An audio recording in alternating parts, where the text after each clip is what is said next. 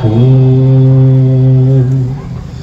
ولتكن منكم أمة يدعون إلى الخير ويأمرون بالمعروف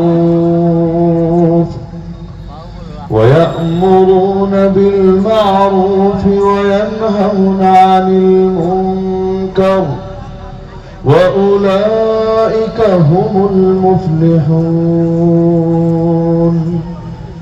وقال النبي صلى الله تعالى عليه وسلم إن الناس إذا رأوا الظالم فلم يأخذوا على يديه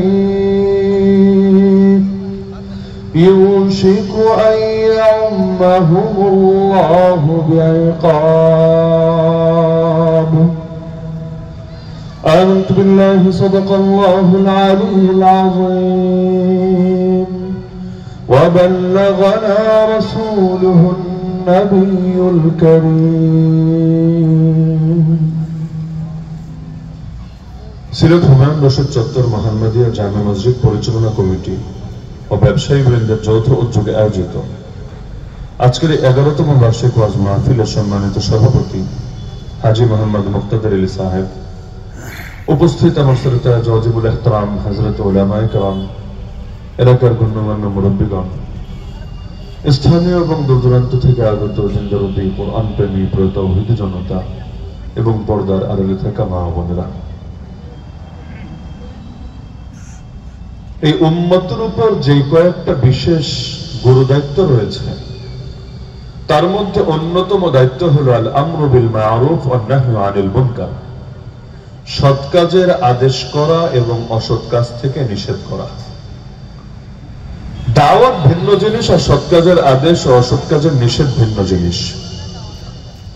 আদেশ বলা হয় কাউলুল কাইলি লিগাইরিহি আলা সাবিলিল ইস্তিআলাই ইফআল, একজন ব্যক্তি বরত্বের ভিত্তিতে যখন আরেকজনকে বলে তুই কর, এটা হলো আদেশ।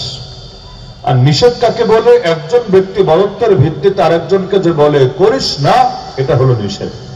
যেমন আল্লাহ রাসূল বলেছেন সন্তানের বয়স 7 হলে তাকে নামাজের আদেশ দিবা।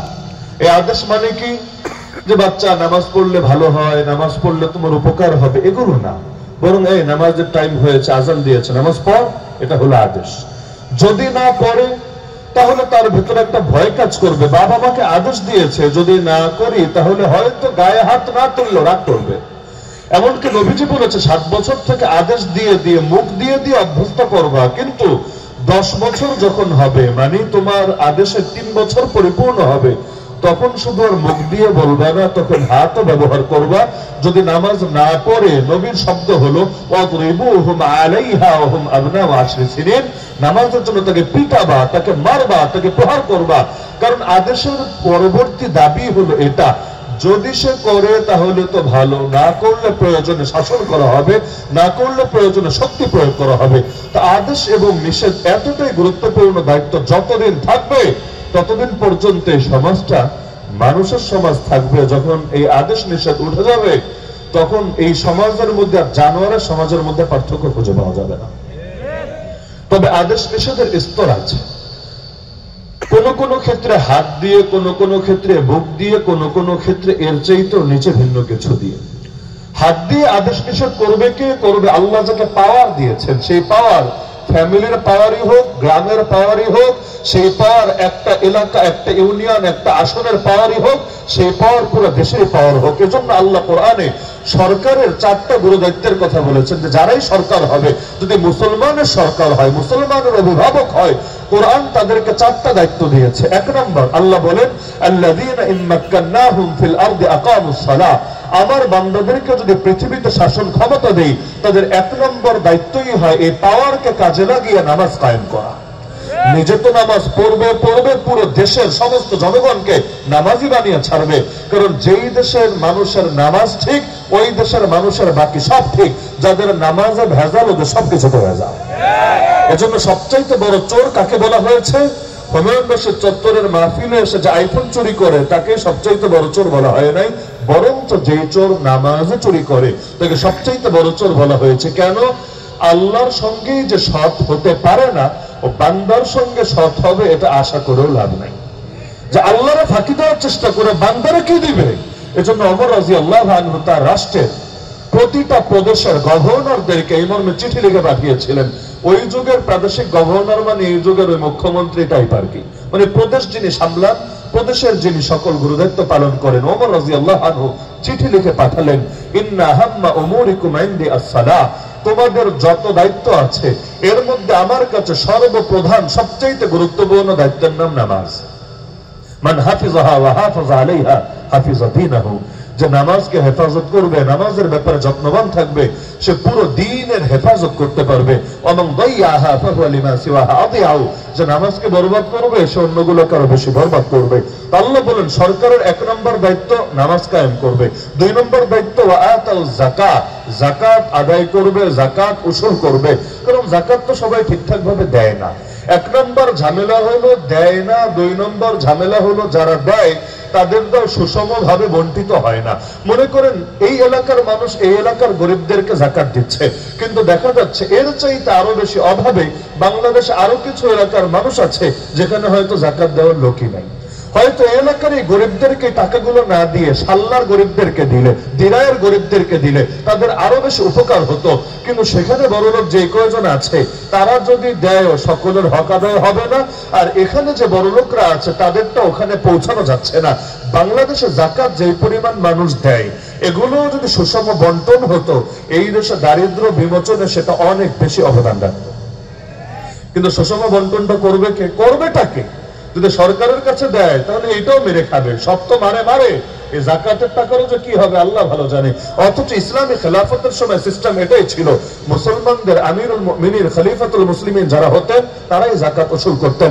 নবীর জামানায় নবী নিজে, আবু বকর রাদিয়াল্লাহু আনহুর জামানায় তিনি নিজে, এরপর এই সিলসিলা চলছিল। এমনকি আবু বকর রাদিয়াল্লাহু আনহুর সময় অনেক মুসলমান বলতে শুরু করেছিল আমরা আবু বকরের হাতে যাকাত দেব না। নবীজির হাতে দিয়েছে, আবু বকরের হাতে দেব না, আমাদের মালের যাকাত আমরা নিজেরা দেব।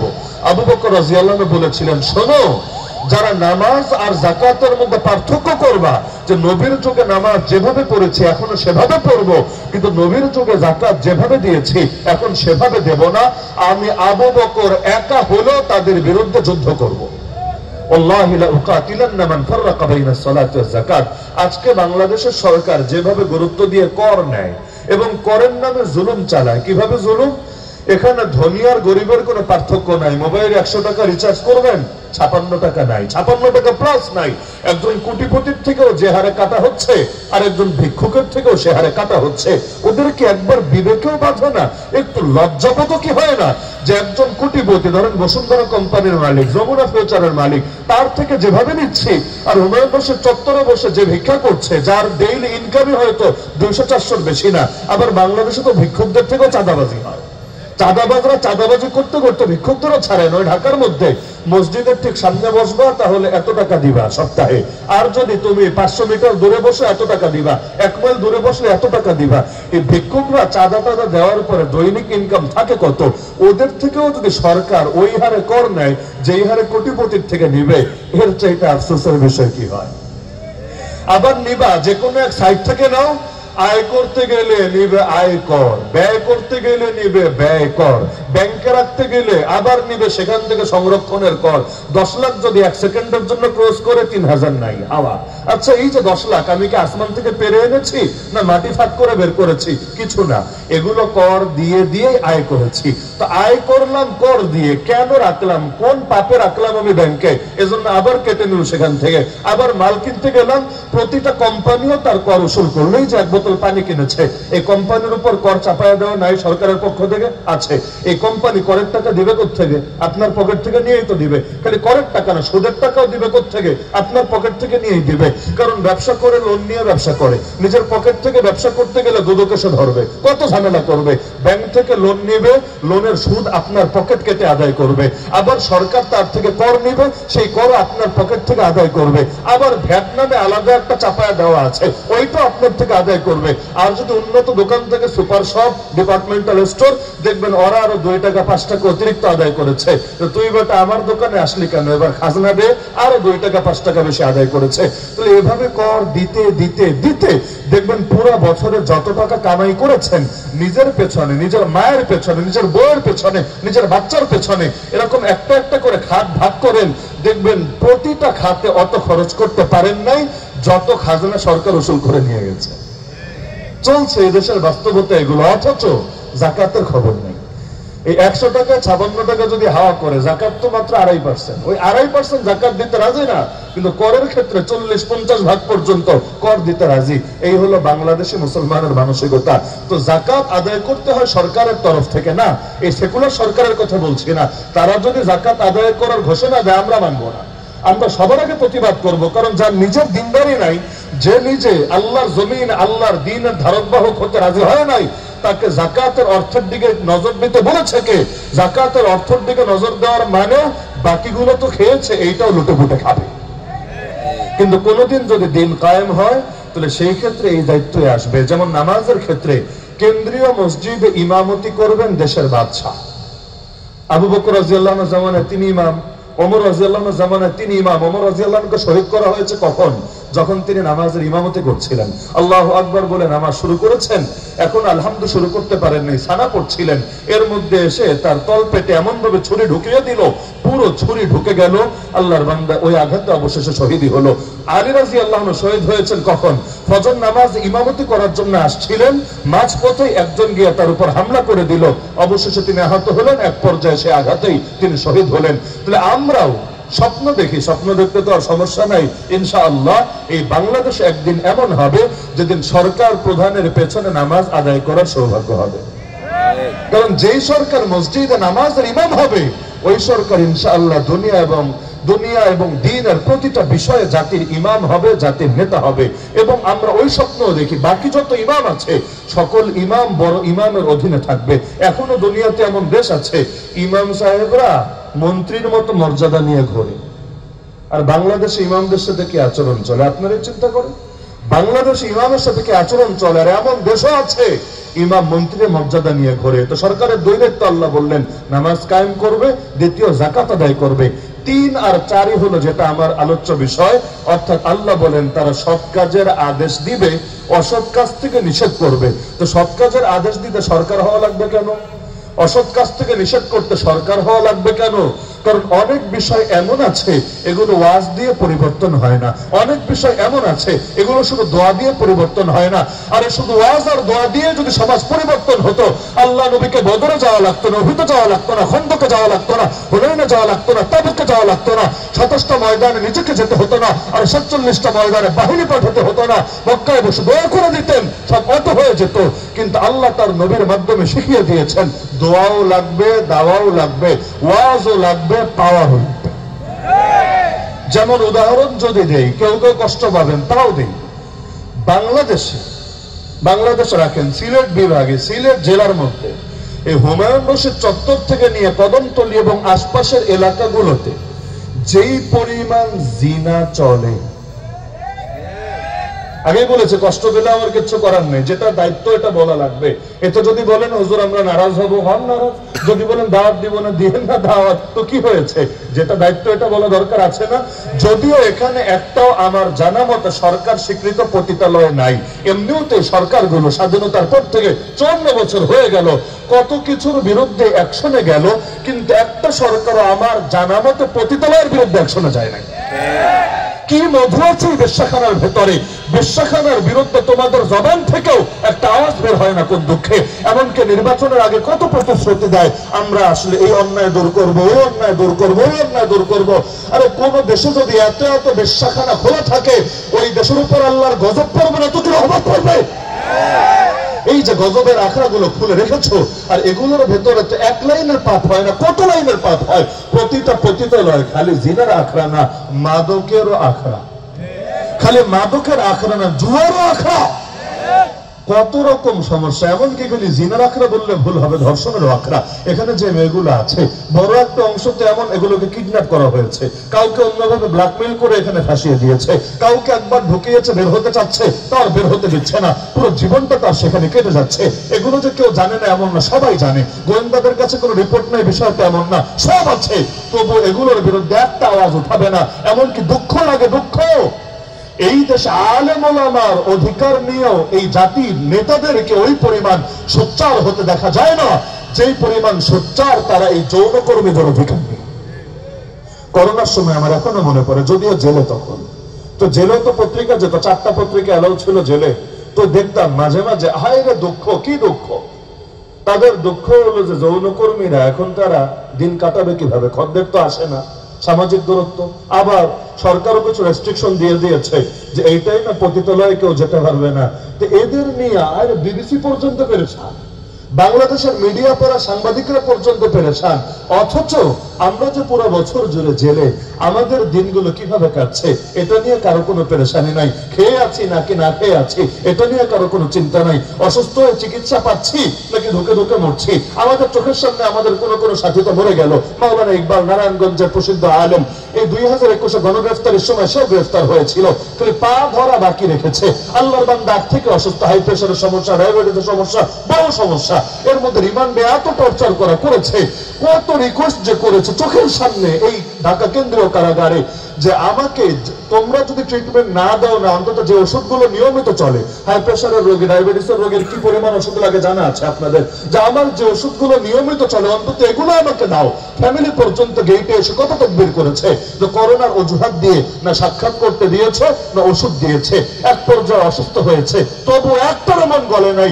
অবশেষে মাওলানা ইকবাল লাশ হয়ে কারাগার থেকে বের হয়েছে, কিন্তু আজও পর্যন্ত এটা নিয়ে কোন দায়িত্বশীলকে আমি নিজে অন্তত দুঃখ প্রকাশ করতে দেখি নাই, কোনো আলাপই নাই, কোনো কথাই নাই, যেন কিছুই হয় নাই, একটা মানুষের প্রাণের যেন কোনো দামই নাই।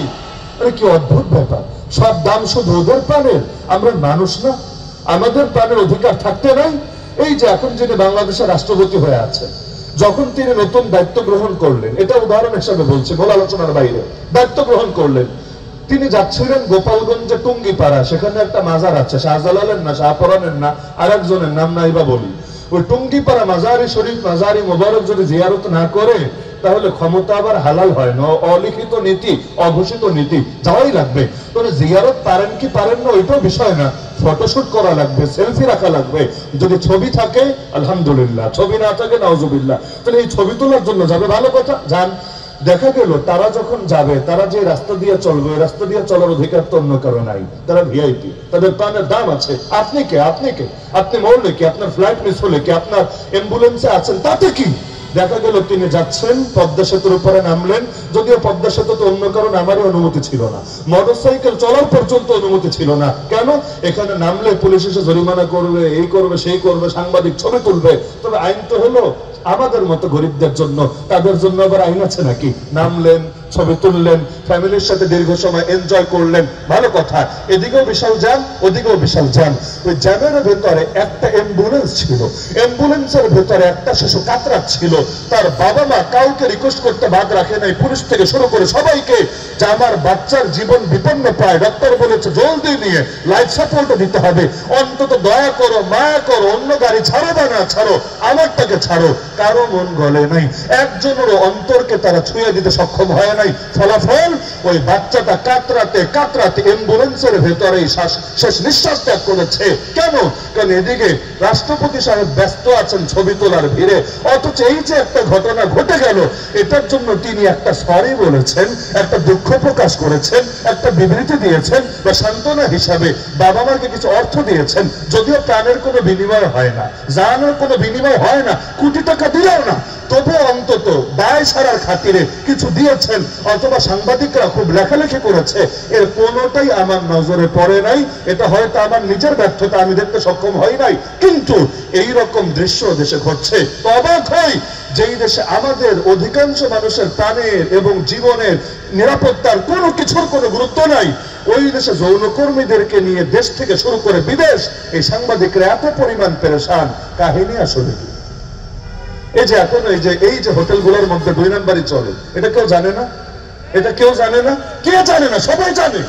এমনকি আমি নিজেই তো দেখেছি জুলাই আন্দোলনের পরে, হয়তো এলাকার কিছু ছেলেও কিনা জানি না, অনেক ছেলেরা গিয়ে নিজেরা উদ্যোগ নিয়ে ছাত্র আন্দোলন এবং বিভিন্ন ব্যানার দিয়ে নিজেরা উদ্যোগ নিয়ে অনেক অসামাজিক কার্যকলাপ বন্ধ করেছে, অনেক জায়গায় হাতে হাতে ধরেছে।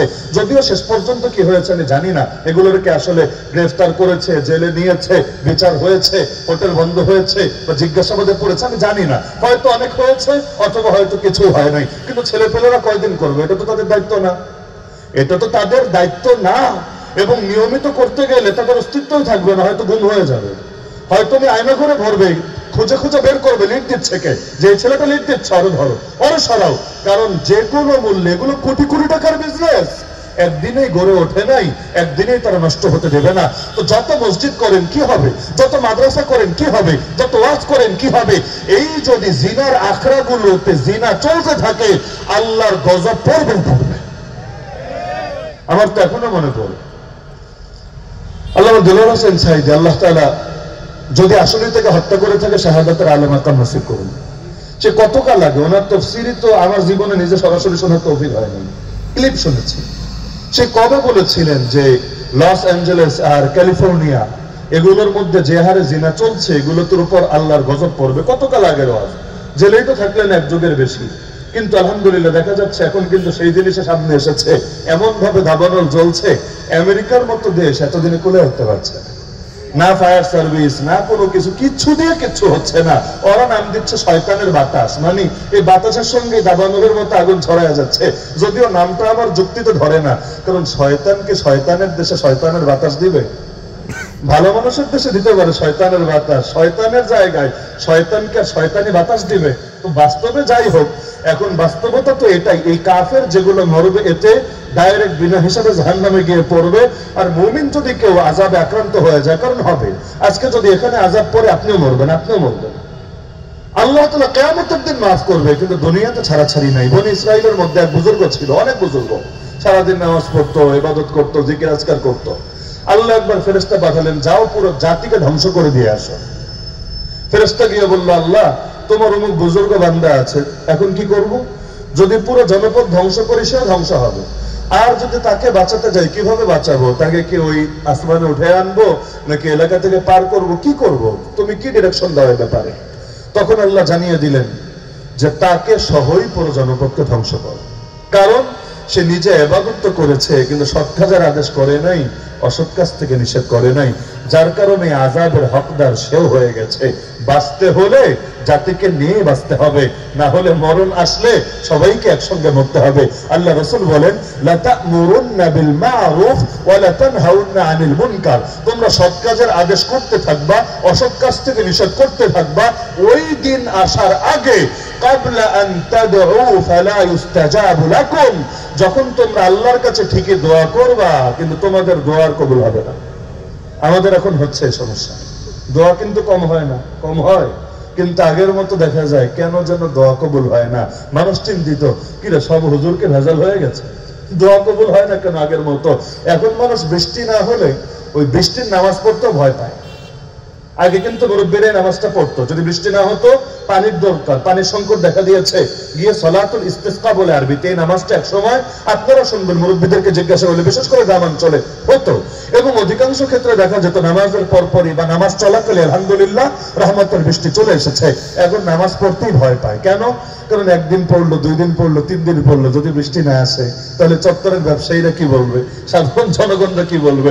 তারা ভাববে যে হুজুরের মধ্যে ডিস্টার্ব আছে, এজন্য হুজুর দোয়া করে কবুল হয় না। আগের হুজুর ভালো ছিল এজন্য দোয়া কবুল হয়েছে। কিন্তু নবীর এই হাদিস থেকে বোঝা যায় সৎ কাজের আদেশ আর অসৎ কাজের নিষেধ যদি উঠে যায় দোয়াও কাজ হবে না, বরং এর অন্যতম ক্ষতি হলো আল্লাহ দোয়া কবুল করবে না। সৎ কাজের আদেশ আছে নাকি, অসৎ কাজের নিষেধ আছে নাকি? আমরাও তো দেখেছি প্রিন্সিপাল হাবিবুর রহমান রহমাতুল্লাহ আলাইহি যখন ছিলেন, তার জীবনের শেষের দিনগুলো না আগের দিনগুলো, যখন কোন অসামাজিক কাজ প্রকাশ্যে হতো আল্লাহর বান্দা ডাক দিতেন, একেবারে গাড়ির পর গাড়ি, গাড়ির পর গাড়ি, একেবারে তরুণ যুবক ছাত্র জনতা মিলে একসঙ্গে গিয়ে বন্ধ করে দিয়ে আসতো। আর এখন দেখতে হয় একদিকে মাহফিল হচ্ছে, 2 পাশে কনসার্ট হচ্ছে, কনসার্ট ডিস্টার্ব হবে বলে মাহফিলের 6 মাইক এসে পুলিশ বন্ধ করে দিয়ে যাচ্ছে। তাহলে কত তাড়াতাড়ি কত পরিমাণ খারাপই আমাদের কপালে নেমে আসছে। কিছু ব্যাপার তো এমন, এগুলো নিয়ে কোনো আপোষ চলে না, যেমন জিনা নিয়ে কোনো আপোষ চলতে পারে না। আমি মনে করি এলাকার যুবকরা যদি আর কিছু না পারেন, সকলে সম্মিলিত হয়ে এলাকা, আশপাশের এলাকা, যেই কয়টা এলাকা আছে সবাই মিলে সম্মিলিত হয়ে যদি খালি এই ব্যাপারে জিরো টলারেন্সে আসতে পারেন, কারণ সামাজিক উদ্যোগ অনেক কিছুকে পরিবর্তন করতে পারে। সরকারি উদ্যোগ লাগে না, সামাজিক উদ্যোগই সমাজকে অনেক পরিবর্তন করতে পারে। আমি এখানে বসে বসে অন্তত 20টা গ্রামের নামেই বাংলাদেশে শোনা দিতে পারবো, অন্তত 20টা গ্রাম যেখানে আজও, এই 2025-এর কথা বলছি, আজও বিয়েতে কোনো বাড়িতে বক্স বাজানোর সাহস করে না। কেন? সবাই জামানার হাসান বসরি হয়ে গেছে?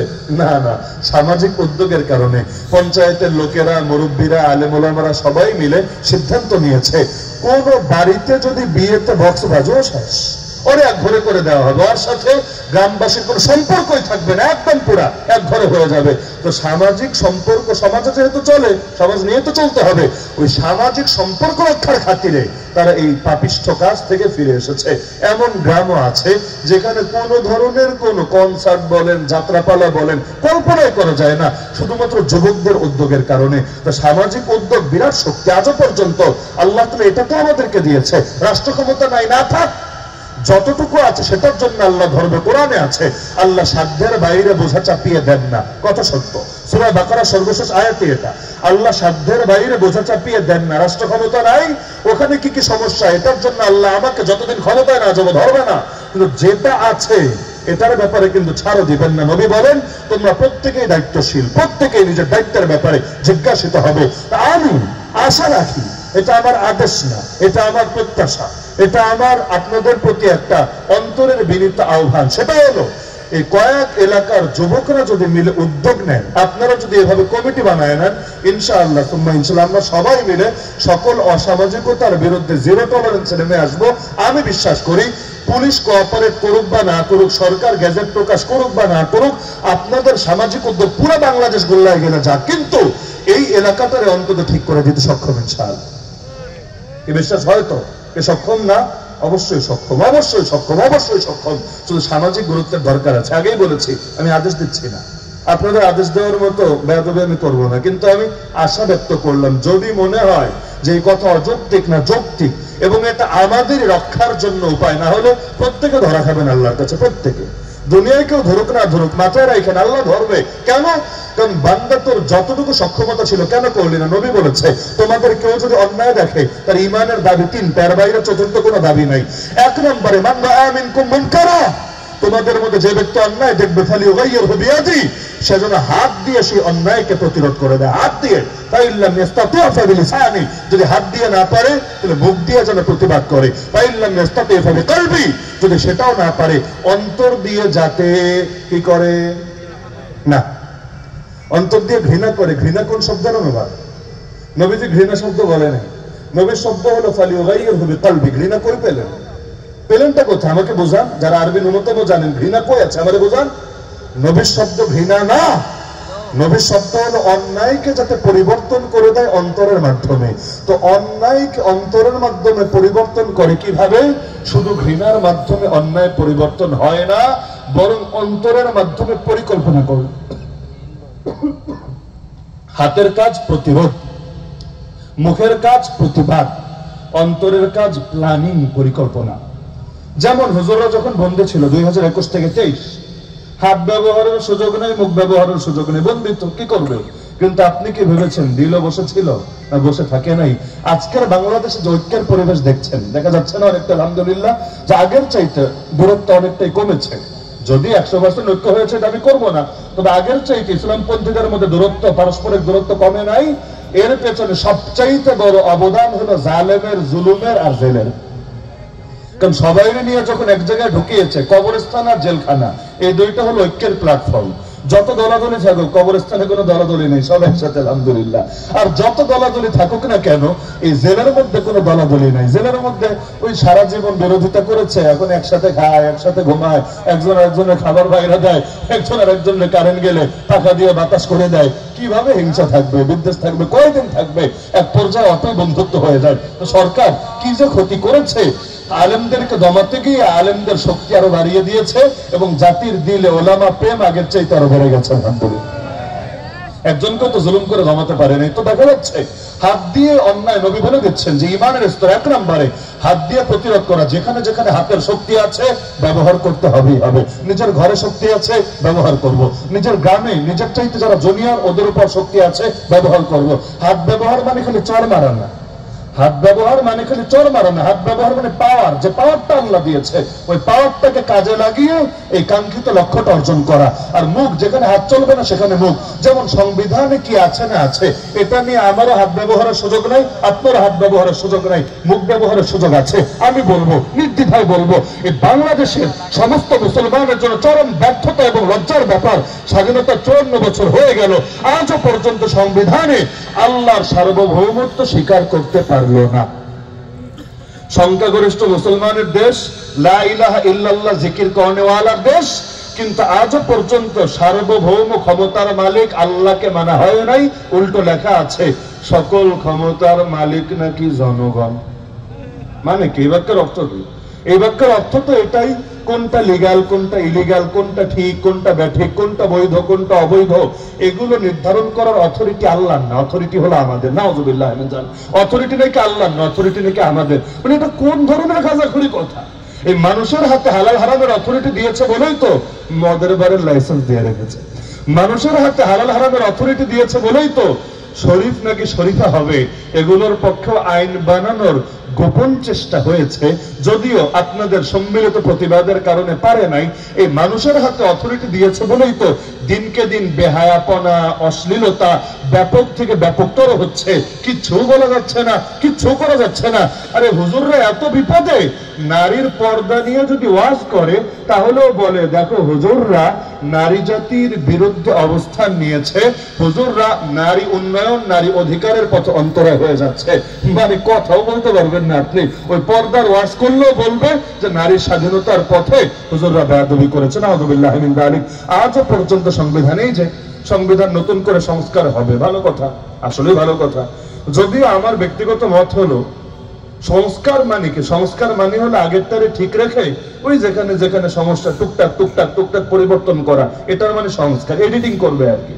কিন্তু আমার মত হলো না, আসলে কোন জিনিসের যখন বেশিরভাগই পচা থাকে ওইটা সংস্কার না, ওইখানে হলো আমূল পরিবর্তন লাগে। আমূল মানে আগেরটা ধইরা পুরা বাদ, এরপর আরেকটা নেয়। কৃষক বীজ লাগানোর আগে কি করে? আগে কিন্তু ওই জমিনের মধ্যে এমন ভাবে, সেটা মেশিন দিয়েই হোক, গরু দিয়েই হোক, যেভাবে হোক, ওই আগের যা শিকড় টিকড় আছে পুরোটা উপরে ফেলে, উপরে ফেলার পর পুরা মাটিটারে একদম পুরা প্রসেস শেষ করার পর এরপর নতুনটা দেয়, এতে ফসল কিন্তু ভালো হয়। তা আমাদের সংবিধানের সমস্যা এত বেশি। কিন্তু মজার বিষয় 72-এর সংবিধান নেতা, আমি বলছি রাজনৈতিক নেতারা একজন আমার সাথে একমত হবে না। কেন জানেন? 72-এর সংবিধানে সবচাইতে বড় ফজিলত, এটাও বলে দেই, সবচাইতে বড় ফজিলত হলো এটা যে কোনো সরকার, তাতে আমি হই আপনি হন, সরকার যেই হোক, একে এত অবারিত ক্ষমতা দিয়ে রেখেছে সংবিধান, এটা কেউ হাতছাড়া করতে পারবে না, মানে চাইবে না। যেই যা ক্ষমতায় তার জন্য বিশাল বড় এক সুবিধা হলো 72-এর সংবিধান জিন্দা থাকা। এজন্য দেখবেন অনেক দল আগে 72-এর সংবিধানের বিরোধিতা করলো, এখন আবার পক্ষে বলে, কারণ এইরকম মধুমক্ষিকা কে হাতছাড়া করতে চায়। তো দেখা যাচ্ছে এই সংবিধান সংস্কার কমিশন সুপারিশ করেছে কি কি? ধর্মনিরপেক্ষতা বাদ দিবা, আলহামদুলিল্লাহ। এখান থেকে সমাজতন্ত্র বাদ দিবা, আলহামদুলিল্লাহ। এবং বাংলাদেশের নাম পাল্টায় দিবা। কি নাম? আগে নাম ছিল গণপ্রজাতন্ত্রী বাংলাদেশ, তারা সুপারিশ করেছে নাম দিবা জনগণতন্ত্রী বাংলাদেশ। এটা আলহামদুলিল্লাহ। কেন? প্রজা তো খারাপ শোনা যায়, গণপ্রজাতন্ত্রী। প্রজা, প্রজা মানে কে? রাজাকে। প্রজা শব্দের মধ্যেই গোলামি আছে, তার মানে রাজা আছে কেউ না কেউ। তো জনগণ বললে এই ঝামেলাটা থাকে না। ইসলামী সমাজ মানে ইসলামী রাষ্ট্র তো আর দিবে না, এটা তো আমরা ওদের থেকে আশা করেও লাভ নাই। ওই তুলনায় জনগণতন্ত্রে অন্তত শুনতে একটু ভালো শোনা যায়। খুব ভালো ভালো সুপারিশ করেছে আলহামদুলিল্লাহ। কিন্তু মাঝখানে কিছু কাঁচা কাজ রেখে দিয়েছে। যেমন সংবিধানে তারা একটা ধারা যোগ করেছে বহুত্ববাদ, মানে যে সংবিধান আগামী দিনে লেখা হবে, আগামী দিনে জাতির উপর চাপানো হবে, এখানে রেখেছে বহুত্ববাদ। বহুত্ববাদ মানে বুঝেন? একত্ববাদ মানে তাওহীদ, লা ইলাহা ইল্লাল্লাহ, একত্ববাদের কালিমা। বহুত্ববাদ মানে কি? একত্ববাদের বিপরীতটাই তো বহুত্ববাদ, তাহলে বহুত্ববাদ মানে তো শিরিক। এখন যে ব্যাখ্যাই দেখ না কেন, এটা ওটা টেনে টুনে বহু ব্যাখ্যা দিবে, তো ব্যাখ্যা যেটাই দেখ না কেন, বহুত্ববাদ শব্দটাই বিভ্রান্তিকর। শব্দের মধ্যেই ভেজাল আছে। মজার বিষয়, আজও পর্যন্ত যে সুপারিশ করেছে সংবিধানের, এখানে এটা নাই। আল্লাহর সার্বভৌমত্ব স্বীকার করা হবে এবং আল্লাহর উপর পূর্ণ আস্থা ও বিশ্বাস সংবিধানের মূল ধারা হবে এবং রাষ্ট্রধর্ম ইসলাম বিসমিল্লাহির রহমানির রহিম দিয়ে শুরু হবে এবং কোরআন সুন্নাহ বিরোধী কোনো আইন চলবে না। কোরআন সুন্নাহর পক্ষে আইন থাকতে হবে, বিপক্ষে যেতে পারবে না, এমন একটা ধারাও যুক্ত করার পরামর্শ আমি খুঁজে পাই নাই। তাহলে দেখা গেল পাল্টায় কি হবে? যদি এক শিরিক পাল্টায় আরেক শিরিক চাপায় দেয়, নমরুদরা সরায়া ফেরাউনরে মাথার উপর চাপায় দেয়, কি হবে? এমনকি কার বিরুদ্ধে কার কাছে বিচার দিবেন? যদি হামান আপনারা পেরেশান করে, হামানের বিরুদ্ধে ফেরাউনের কাছে বিচার দিয়ে কি আসা হবে? আমি ব্যক্তির কথা বলছি না, সিস্টেমের কথা বলছি। সিস্টেম যদি এক শয়তানে সরাই আরেক শয়তানে ঢুকায় দেওয়া হয়, লাভ আছে? চূড়ান্ত লাভ তো সেদিন আসবে যেদিন সব শয়তানে দূর হয়ে আল্লাহর জমিনে আল্লাহর দিন বিজয়ী হবে। সব কথার মূল কথা কি? মূল কথা হলো আমাদেরকে সৎ কাজের আদেশ এবং অসৎ কাজের নিষেধ বাড়ায় দিতে হবে। আমি শুরুতেই বলেছি দাওয়াত ভিন্ন জিনিস আর এটা ভিন্ন জিনিস। দাওয়াত দিতে কি হাত লাগে নাকি? দাওয়াতের সাথে হাতের সম্পর্ক আছে নাকি? পিটায় পিটায় দাওয়াত হয় নাকি? কিন্তু নবী যেখানে দাওয়াত দিতে বলে না, এটা যে আয়াত আমি পড়েছি, এই আয়াতে আল্লাহ বলেন ওয়ালতাকুম মিনকুম উম্মাহ, তোমাদের মধ্যে একটা দল যাতে অন্তত এমন থাকে, তোমাদের মধ্যে কিন্তু আপনারাও আছেন, সকলের ভেতরে একটা দল যাতে অন্তত এমন থাকে যারা তিনটা দায়িত্ব পালন করবে। ইয়াদউনা ইলাল খায়র, এক নম্বর দায়িত্ব তারা দাওয়াত দিবে, কল্যাণের পথে মানুষকে দাওয়াত দিবে। দুই নম্বর দায়িত্ব ওয়ায়ামুরুনা বিল মারুফ, সৎ কাজের আদেশ দিবে। তিন নম্বর দায়িত্ব ওয়ায়ানহাউনা আনিল মুনকার, অসৎ কাজ থেকে নিষেধ করবে। এটার জন্য আলাদা টিভি থাকতে হবে। আল্লাহ আদেশ দিয়ে দিলেন পাক কোরআনে। তা আল্লাহ দাওয়াতকে আলাদা বললেন আর সৎ কাজের আদেশকে আলাদা বললেন। এখান থেকে কি বোঝা যায় না দুটোর মধ্যে পার্থক্য আছে? এটা ব্যাকরণের নিয়মই। এবং যদি বলে এবং আগেরটা আলাদা পরেরটা আলাদা, যেমন একটা বাক্য বোঝায় যদিও ব্যাকরণ, সেটা হলো আমার ভাই রাশেদ এসেছে। মনে করেন একটা বাক্য বললাম আমার ভাই রাশেদ এসেছে, কি বুঝলেন? আমার ভাইও যে রাশেদ সে, এটা বোঝা গেল না? আমার ভাইও যে রাশেদ সে। তো যদি বলি আমার ভাই এবং রাশেদ এসেছে, কি বোঝা গেল? আমার ভাই এসেছে সে আলাদা এবং রাশেদ ওই রাশেদ সে আলাদা, তার মানে এসেছে কয়জন? কিন্তু আমার ভাই রাশেদ এসেছে বললে বোঝা যাবে এসেছে কয়জন? একজন। এবং শব্দের ব্যাকরণিক নিয়ম কিন্তু এটাই। যেমন বিগত সরকার ইসলাম শিক্ষা বইয়ের নাম পাল্টা দিয়েছে, খেয়াল দিয়ে দেখেন বাচ্চাদের বই, আগে নাম ছিল ইসলাম শিক্ষা, আমরা ছোটবেলায় এটাই দেখেছি। এখন নাম রেখেছে ইসলাম ও নৈতিক শিক্ষা। ইসলাম ও নৈতিক শিক্ষা, হিন্দু ধর্ম ও নৈতিক শিক্ষা, খ্রিস্ট ধর্ম ও নৈতিক শিক্ষা, বৌদ্ধ ধর্ম ও নৈতিক শিক্ষা। কি বুঝলেন? কিছু বোঝা যায়? ধর্ম শিক্ষা আলাদা, নৈতিকতার শিক্ষা নাকি আলাদা। ধর্ম শিখলে হবে না, আলাদা করে নৈতিকতা শিখাতে হবে। কে কি ধর্ম মানলা বিষয় না, নৈতিকতার সাবজেক্ট ভিন্ন। মানে আল্লাহরে না মাইনাও নৈতিক হতে পারবা, রাসূলের উপর ঈমান না আইনাও নৈতিক হতে পারবা। তো ভাই নৈতিকতার মানদণ্ড কোনটা? কোনটারে বলবো নৈতিকতা? আমেরিকায় যেটাকে নৈতিকতা বলে বাংলাদেশে সেটাকে তো অনৈতিকতা বলে। কোন সোসাইটির নৈতিকতাকে মানদণ্ড ধরবো? ওই ফ্রান্সের প্রেসিডেন্ট এসেছিল না বাংলাদেশে, কি নাম? ইমানুয়েল ম্যাক্রো, অফি রিওয়ায়াতিন উখরা ইমানুয়েল মাখো, মানে এক এক পত্রিকা এক একটা লেখে আর কি। তো ম্যাক্রো হোক আর মাখো হোক, বেচারা যাওয়ার আগে আপনাদের মনে থাকার কথা আমাদের পলাতক নেত্রীকে, পলাতক নেত্রী বললে কি আবার অসম্মান হয় কিনা আমি বুঝি না, অসম্মান করতে চাচ্ছি না, যে পালিয়েছে তারা কি বলবো আর। তো যাই হোক, পলাতক নেত্রীকে সবার সামনে একটা ফ্লাইং কিস দিয়ে গিয়েছিল, মনে নাই? মনে নাই? এতে কি আপনাদের ভালো লেগেছিল না খারাপ লেগেছিল? আপনি যেই দল করেন, মানে দৃশ্যটা দেখার পর ভেতরে ভালো লেগেছিল না খারাপ লেগেছিল? এই জনসম্মুখে এত এত ক্যামেরার সামনে, হাজার হাজার মানুষের সামনে একজন তার মায়ের বয়সী না হোক, বড় বোনের বয়সী তো অবশ্যই, তাকে যদি এভাবে ফ্লাইং কিস দেয়, এটা প্রেমিক প্রেমিকারে দিলে, গার্লফ্রেন্ডে দিলে ঠিক আছে চলতে পারে, কিন্তু এই বড় বোন, মায়ের বয়সী, খালার বয়সী, চাচির বয়সী, তারে যদি এভাবে দেয়, এটা কি ইফটিজিং হয় না? এটা কি ইফটিজিং হয় না? আপনার দেশে আপনার সমাজে হয় না?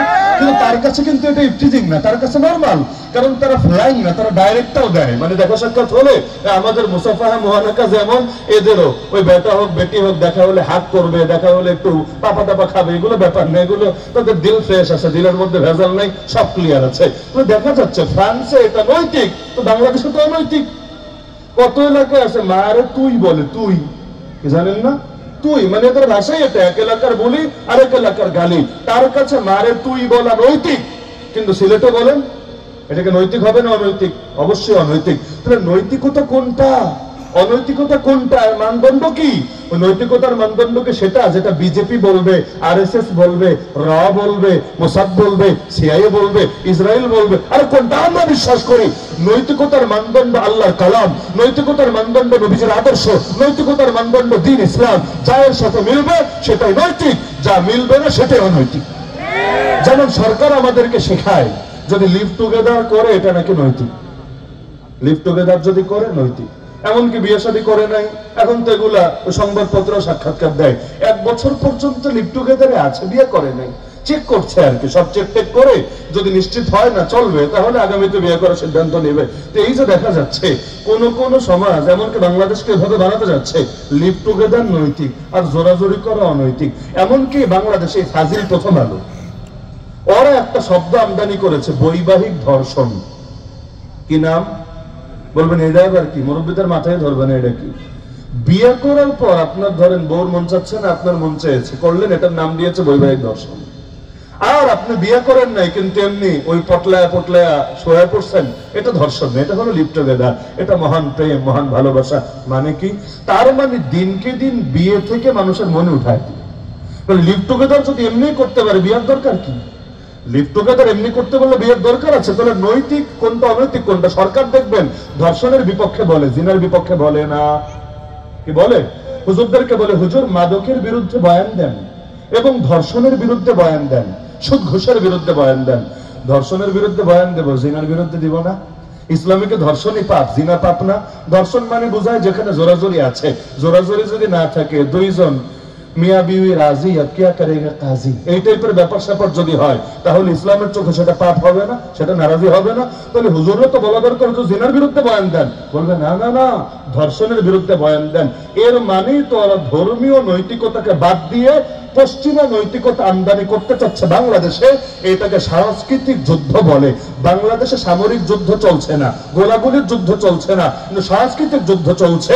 আমাদের ইসলামী সংস্কৃতি আমাদের থেকে কেড়ে নিয়ে ওই জাহেলি সংস্কৃতি, পশ্চিমা সংস্কৃতি, কাফেরদের সংস্কৃতি আমাদের যুবক যুবতীদের উপর চাপানোর জন্য চেষ্টা চালায় যাচ্ছে। আমরা এই যুদ্ধে হারবো না, হারতে পারি না। আমরা এই যুদ্ধে মোকাবেলা করে যাব।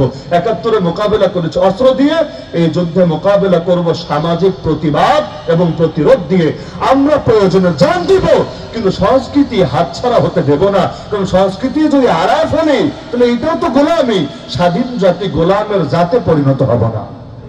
কষ্ট পাচ্ছেন? কষ্ট পাচ্ছেন? তাহলে সুতরাং এই কাজটা করেন। আমি আল্লাহর এই আয়াতটাই তেলাওয়াত করেছি এজন্য যে একটা টিম এভাবে তৈরি করেন। যদি ইসলামী রাষ্ট্র হয়, যেমন ধরেন আফগানিস্তান, তারা একটা টিম বানিয়েছে, টিমের নাম দিয়েছে জামায়াতুল আমরি বিল মারুফ ওয়ান নাহি আনিল মুনকার, যেটাকে ওই পত্রিকায় দেখবেন লেখে নৈতিক পুলিশ। নৈতিক পুলিশ মানে কি? আলাদা একটা পুলিশের একটা শাখাই করেছে, যাদের কাজ হলো কোথাও কোনো অনৈতিক কাজ হচ্ছে কিনা এটা দেখা। যেমন নামাজের টাইমে নামাজ পড়ে না, ব্যাস ওইটারও পানিশমেন্টের আওতায় আনবে। বেপরদা হেঁটে যাচ্ছে, পানিশমেন্টের আওতায় আনবে। কনসার্ট করছে, পানিশমেন্টের আওতায় আনবে। বিয়াতে গায়ে হলুদ, গায়ে মরিচ, গায়ে পেঁয়াজ অনুষ্ঠান করছে, এটাকে পানিশমেন্টের আওতায় আনবে। এরকম আরো যত অসামাজিকতা, অনৈতিকতা আছে এগুলোকে পানিশমেন্টের আওতায় আনবে। তো বাংলাদেশে আসে এখনই করে লাভ নাই, ওই দিন আসতে দেরি আছে। আল্লাহ চাইলে একদিন না একদিন আসবে ইনশাআল্লাহ। এদেশের আকাশেও একদিন না একদিন কালেমার পতাকা উড়বে। ওই দিন দেখার জন্য বেঁচে থাকার ইচ্ছা হয় মাঝে মাঝে, দিনে ইচ্ছা লাগে যে আল্লাহ এমন সোনালী সুদিন দেখে যাও, তৌফিক দিও। তবে ওইটা যখন আসে আসুক, কিন্তু আমাদেরকে নিজেরাই উদ্যোগ নিয়ে এমন টিম গঠন করে নিতে হবে প্রতিটা গ্রামে, প্রতিটা পাড়ায়, প্রতিটা মহল্লায়, প্রতিটা সংগঠনে, প্রতিটা সেক্টরে, যাদের কাজই হলো তার অনৈতিকতা এবং অসামাজিকতাকে মনিটরিং করবে। যেখানে যেখানে অসঙ্গতি, পুরো জাতিকে নিয়ে এগুলোর বিরুদ্ধে ঝাঁপিয়ে পড়বে। এটা যদি থাকতো আজকের বাংলাদেশ চাঁদাবাজির বাংলাদেশে পরিণত হতো না। চাঁদাবাজি অনৈতিকতা। চাঁদাবাজি করে কয়জন? 10 জন, 20 জন, 50 জন। বলবেন হুজুর তাদের অনেক পাওয়ার আছে, তাদের অনেক উপরে হাত আছে, যাই থাকুক, তো জনগণের সম্মিলিত শক্তির চাইতে তাদের শক্তি বেশি না, এটা মানতে হবে। জনগণের সম্মিলিত শক্তির সামনে বুড়ো বুড়ো রাজনীতিবিদরা টিকতে পারলো না। আর এই যুগের পোলাপান তো আপডেট, মাশাআল্লাহ। এই জেনজির তো এমন বুদ্ধি, আরে রাজনীতি করতে করতে বুড়া হয়ে গেল, বুড়ি হয়ে গেল, নেট বন্ধ করলো যাতে যোগাযোগ না থাকে, তবুও পোলাপানের আন্দোলনে কিচ্ছু করতে পারলো না। তারা চলে ডালে ডালে, পোলাপান চলে পাতায় পাতায়, এমনকি রয় কুলকিনারা পেল না, র প্রোটেকশন দিতে এসে রয় পারলো না। তাহলে বাংলাদেশের পোলাপানের কি প্রতিভা আপনি চিন্তা করেন। র ফেল, আর অন্যান্য গোয়েন্দা সংস্থা ফেল, দেশীয় তো সব ফেল, রাজনীতিবিদরা ফেল, গুন্ডারা ফেল, প্রশাসন ফেল। তাহলে যুবকদেরকে আল্লাহ যে এই প্রতিভা দিয়েছে, এই প্রতিভাটা ভালোর পক্ষে কাজে লাগানো দরকার না? আমি তো মনে করি এই বাংলাদেশের যুবকরা, এবং বাংলাদেশে এখন যুবশক্তি সবচেয়ে বেশি, মোট নাগরিকের 40%-এর বেশি তরুণ। বাংলাদেশে এখন যুবকদের সংখ্যা, যুবক যুবতী তারুণ্যের শক্তি সবচেয়ে বেশি। তো 40%+ যদি খালি তরুণী হয়, এই শক্তিটাকে যদি খালি ইসলামের পক্ষে ঘোরায় দেওয়া যায়, তারা তো জাতির মেরুদণ্ড। তারা সোজা, শরীরও সোজা, তারা বাঁকা, শরীরও বাঁকা। তো যুবকরা জেগে ওঠেন না। আমরা যদি না জাগি মা, কেমনে সকাল হবে? তোমার ছেলে জাগলে গোমা, রাত পোহাবে তবে। চূড়ান্ত বিপ্লব তো সেদিনই আসবে, যেদিন আল্লাহর দুনিয়া থেকে সকল ধরনের জাহেলিয়াতের ঘুটঘুটে অন্ধকার দূর হবে। সেদিনই গোটা জমিন নতুন সূর্যের আলোয় আলোকিত হবে। এর আগে যতই বিপ্লব হোক না কেন, 2 দিন পর পর খালি হাইজাক আর হাইজাক আর হাইজাকে হবে। সুতরাং সামাজিক ভাবে অন্যায়ের বিরুদ্ধে জিরো টলারেন্স। পারবেন তো ইনশাআল্লাহ?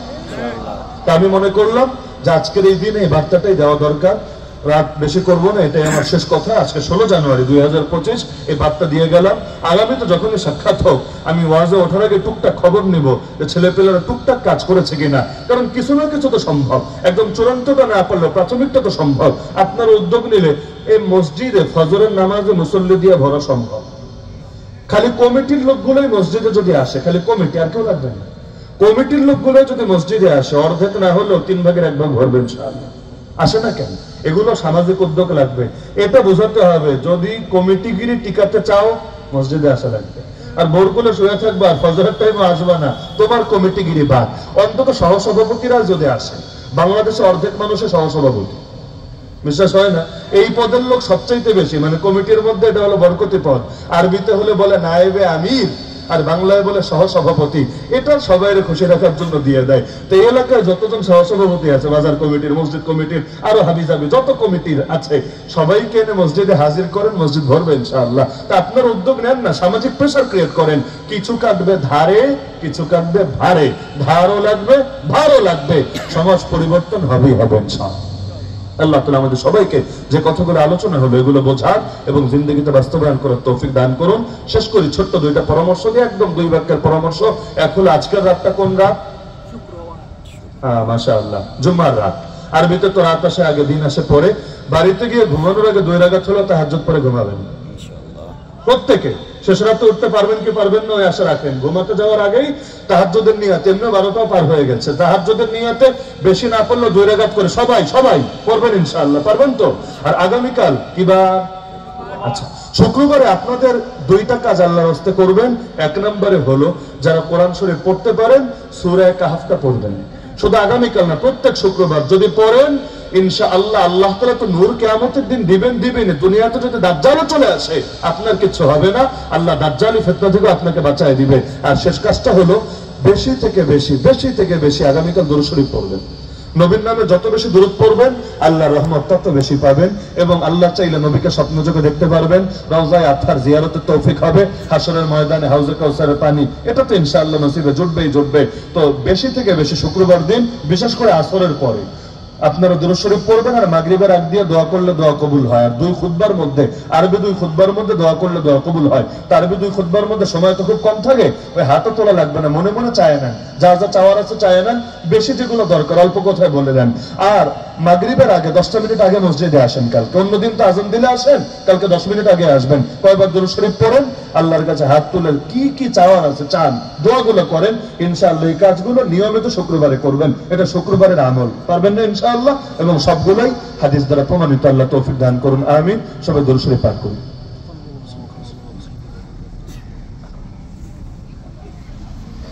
الحمد لله رب العالمين والصلاة والسلام على سيد المرسلين وعلى آله وأصحابه أجمعين يا رب العالمين يا أرحم الراحمين يا أحكم الحاكمين يا الله আপনি আমাদের আজকের এই মাহফিলকে কবুল করে নেন।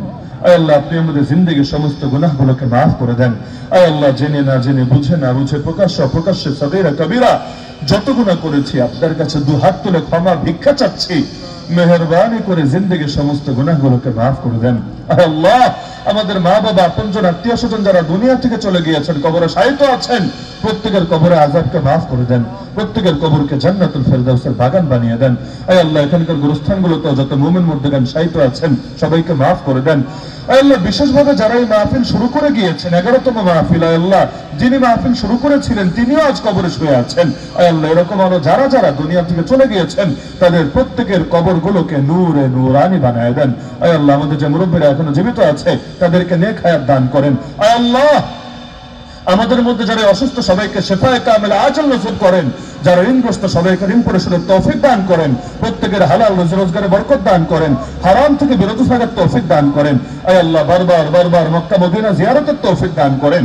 আয় আল্লাহ, দিলগুলোকে আপনার মহব্বত এবং নবীজির মহব্বত দিয়ে পরিপূর্ণ করে দেন। আয় আল্লাহ, হুমায়ুন রশিদ চত্বর, কদমতলী এবং আশপাশে যতগুলো হোটেল আছে এই সবগুলোকে আয় আল্লাহ জিনার আখড়া হওয়া থেকে হেফাজত করেন। আয় আল্লাহ, এগুলো থেকে সকল অসামাজিক কার্যকলাপ বন্ধ করেন।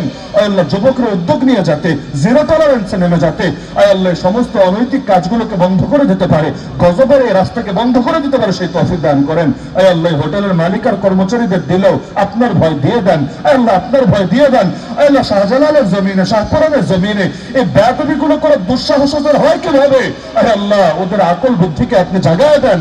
আয় আল্লাহ, চূড়ান্ত গজব দেওয়ার আগে আয় আল্লাহ ওদেরকে দিনের জন্য ওদের সিনাগুলোকে আপনি খুলে দেন। আয় আল্লাহ, যাদের উদ্যোগে, যাদের অক্লান্ত পরিশ্রমে আজকের এই মাহফিল কামিয়াব হলো, প্রত্যেকের খেদমতগুলোকে কবুল করে নেন, এই খেদমতগুলোকে আখিরাতের নাজাতের জরিয়া বানায় দেন।